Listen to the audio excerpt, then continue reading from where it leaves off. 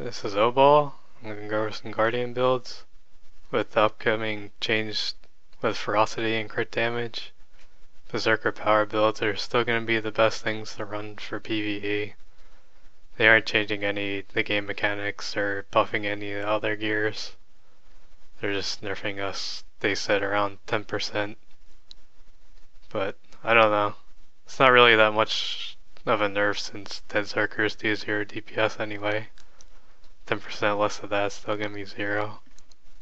But anyway, so you want all Berserker gear before you would want 3 pieces of Assassin's armor, but you won't want that anymore with the upcoming patch.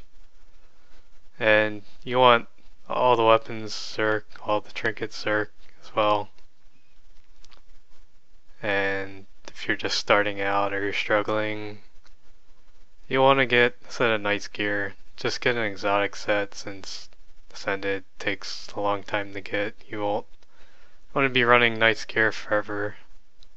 And as far as weapons go, you want pretty much every weapon there is except Mace, Shield, and Torch are pretty underwhelming compared to the other choices. For runes, you'll want Scholar now, but not really sure what they're gonna do with runes, so you can just cheap out and go with Ruby Orbs for now until we see what becomes of the rune situation.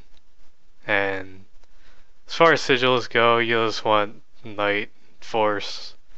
I don't see that changing at all. You'll be able to put that in your Greatsword as well, so that'll be pretty strong. It'll make rotations even stronger. So, and you get a lot of your power from damage modifiers since the Valor line's pretty bad. That's where all the crit damage is, so you can see you already have fairly low crit damage as DPS Guardian.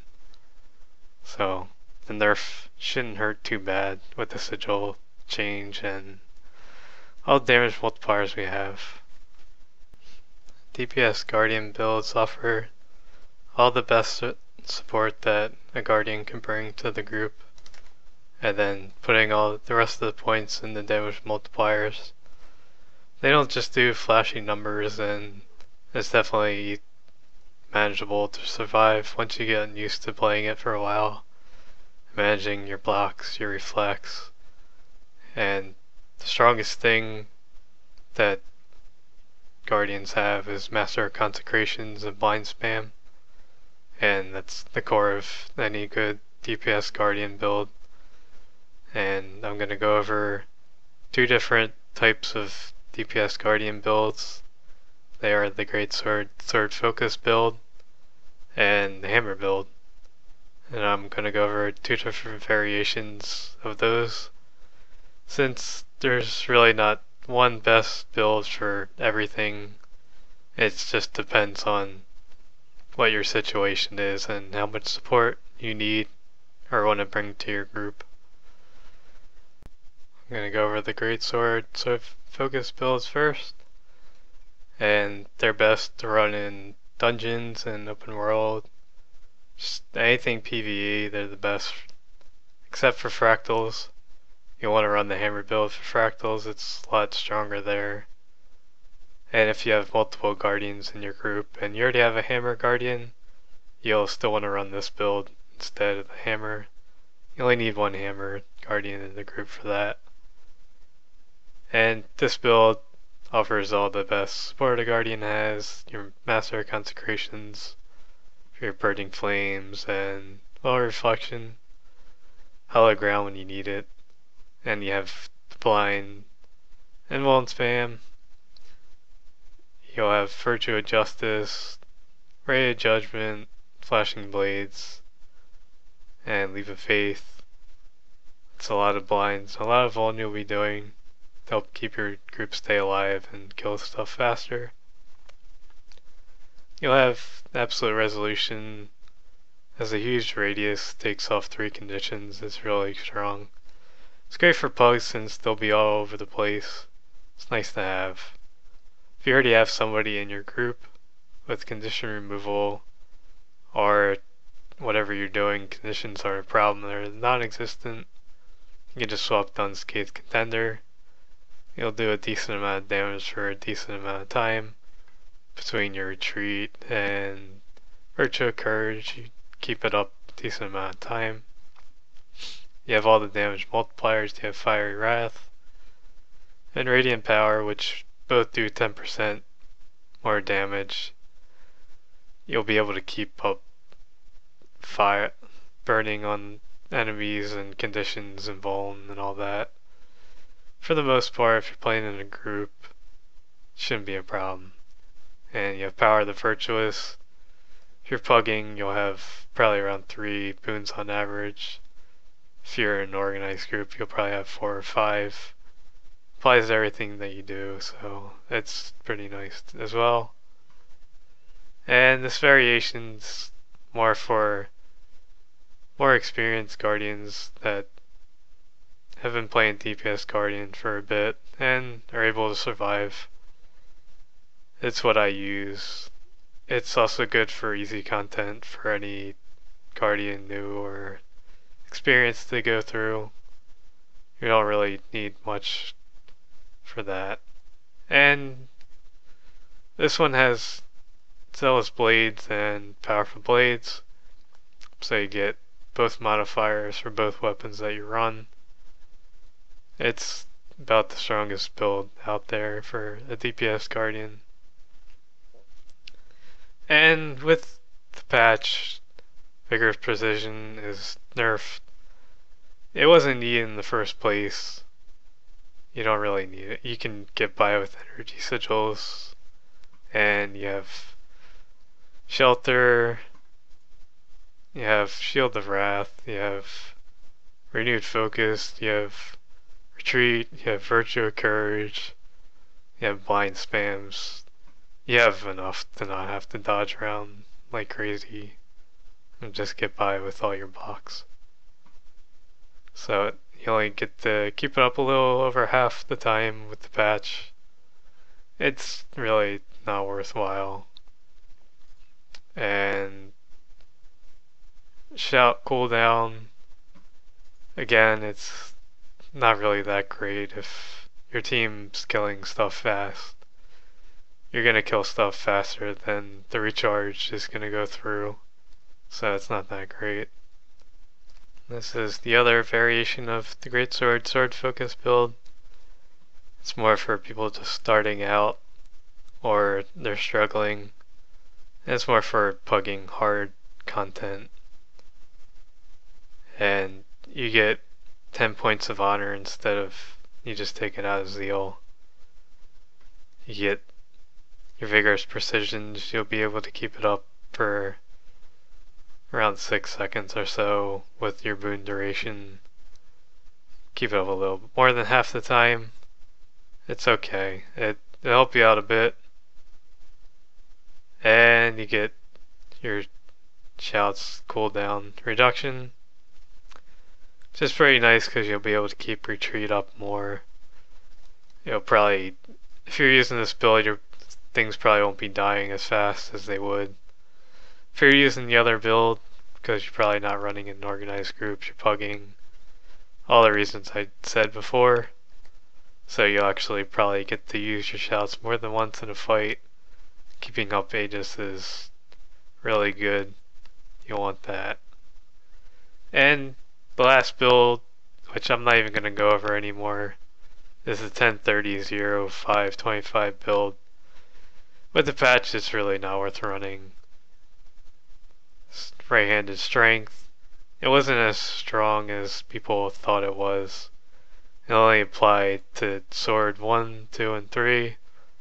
Didn't apply your focus skills or greatsword, reflections, anything else you did.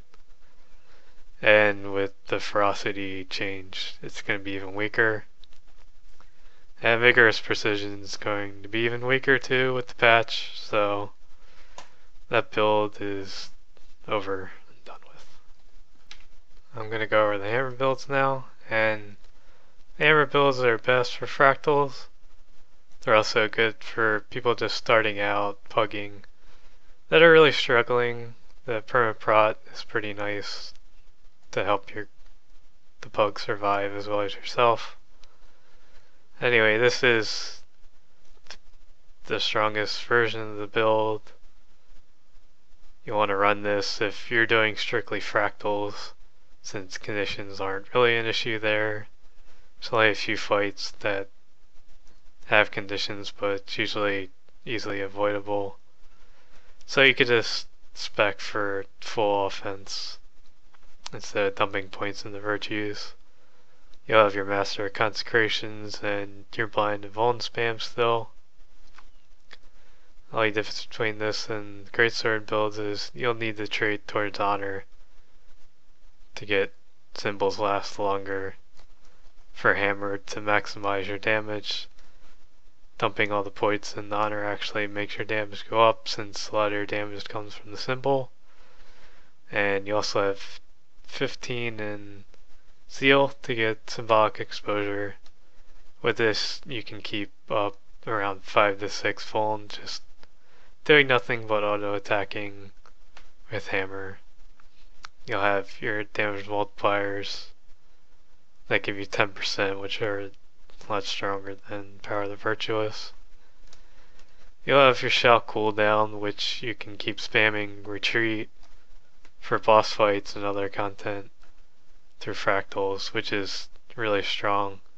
Fights are extended more than dungeons are, and the bosses hit harder, so you want shell cooldown to put retreat up as much as possible. You have Vigorous Precision, which with the patch is only going to be up around a little bit more than half the time. It'll still help a bit, but if you really need more energy, you can always just have a sword focus swap for harder bosses like Dredge Power Suit to swap to get an energy proc back, and you'll have the extra block from Shield of Wrath. But generally you'll want a Greatsword on swap for easier content. You want to do just Greatsword burst and mix them up with sword auto attack. You can throw a Mighty Blow between chains, but only between chains, because it'll be a loss in damage if you do break up the chain. It offers no DPS gain if you do it, so I would just blast fire fields. So the only thing you have some flexibility on is this trait, the Master Radiance trait. There's really nothing strong here, but putting 10 more points from blind spam to get radiant power is definitely worthwhile. The 10% modifier is huge.